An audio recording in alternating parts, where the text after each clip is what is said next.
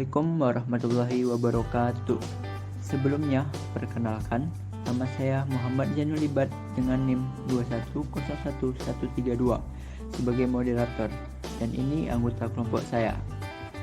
Anis Salsabila Harahap, Az-Zahra Dwi Zulfa, Hafifah Aulia Arsyah, Laras Maharani, saya sendiri Muhammad Zanulibat, Nur Hafizah Zakira, Pak Nur Muslina Dia Putri, Sri Dwi Yulianti, Fira Azura, dan Yezi Muharani.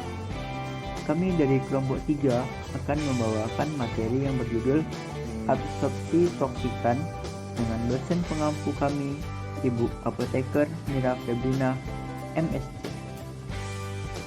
Materi pertama akan dipresentasikan oleh Nur Hafizah Zakira.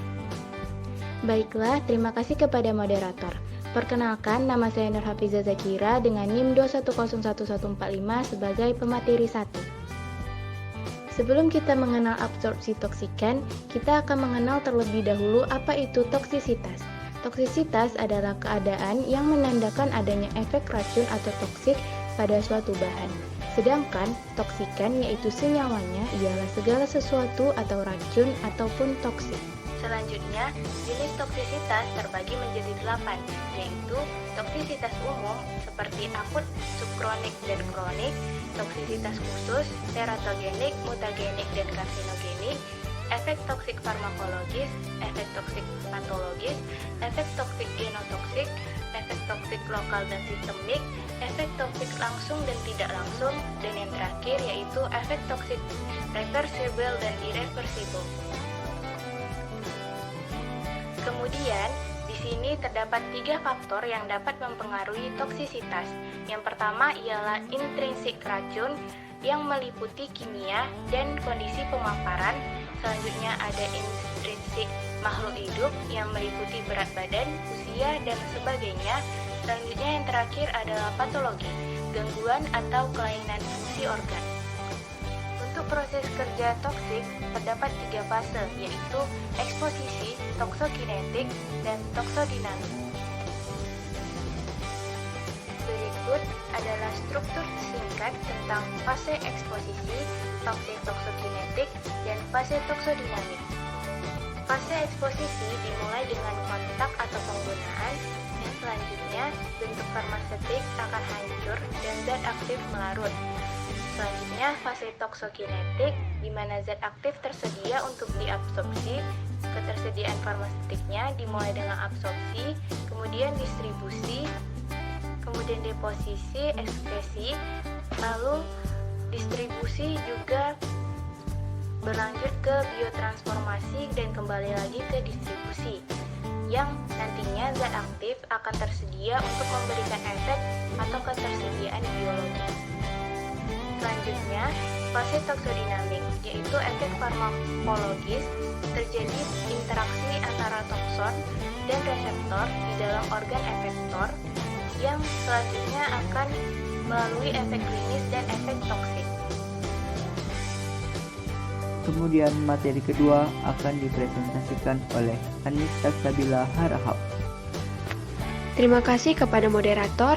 Materi selanjutnya akan dipresentasikan oleh saya sendiri, Anis Salsabila Harahap, yaitu mengenai fase eksposisi.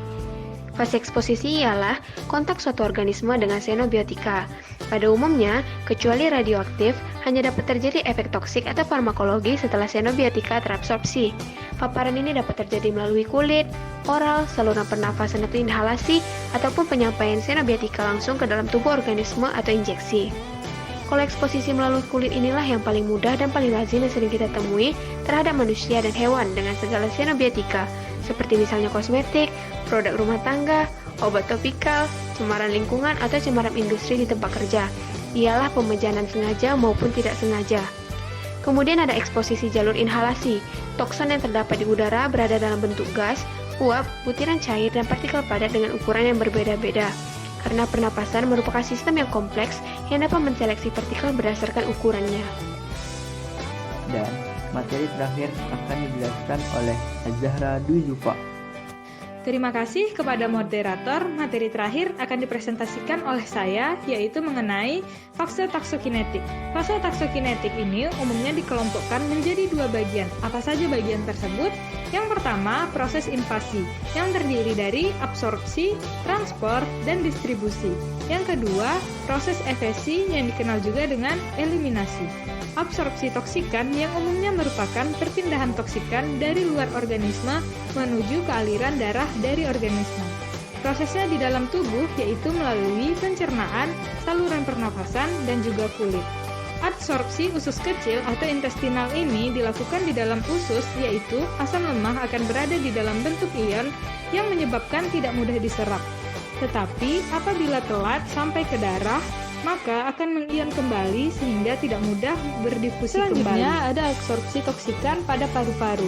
Ini biasanya berupa gas CO, NO2, SO2, uap benzen, uap karbon tetrafluorida, dan aerosol, yaitu pada partikel besar tidak memasuki saluran pernafasan dan pada partikel kecil lebih memungkinkan terbuang ketika kita menghembuskan nafas.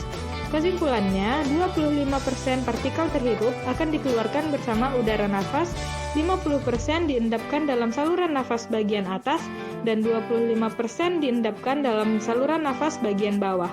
Terakhir, ini absorpsi pada kulit.